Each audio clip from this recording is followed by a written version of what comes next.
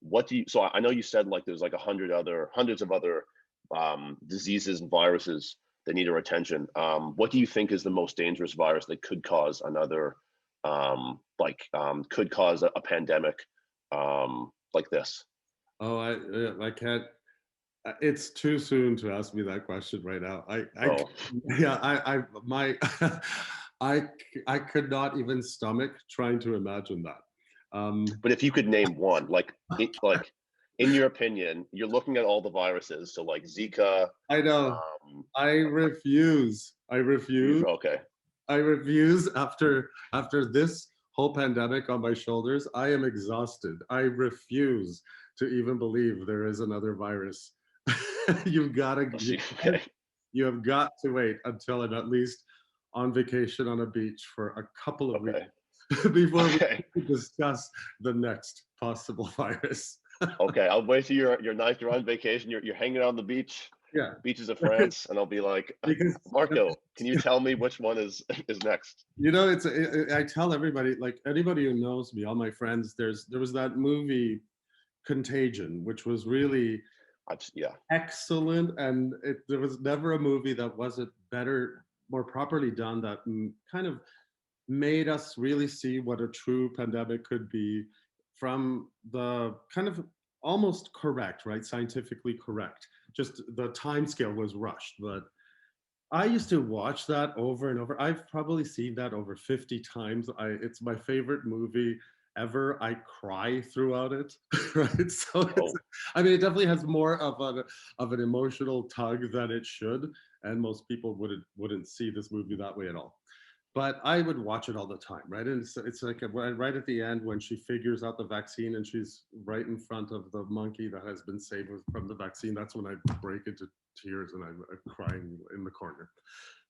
But so that was my favorite movie, and it's just to say that since COVID happened, I'm good. I don't need to watch that yeah, yeah.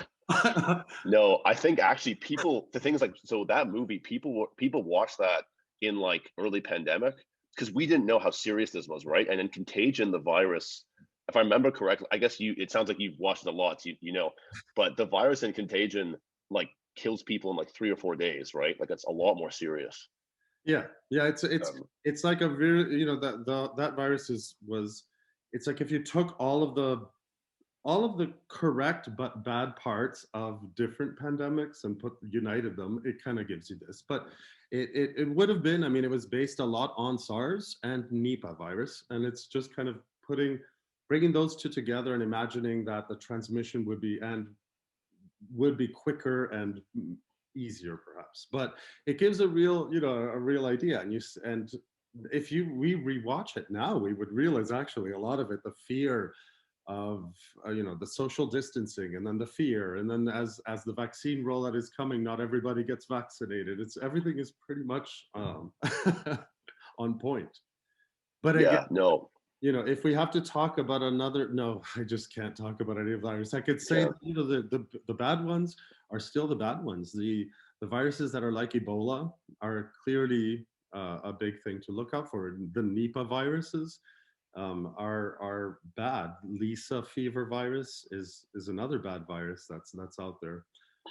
For my own mosquito-borne viruses, we are looking at what is the next one to come out of the jungle. And, one of them is Mayaro virus, which is a cousin of chikungunya. It's in the Amazon forest.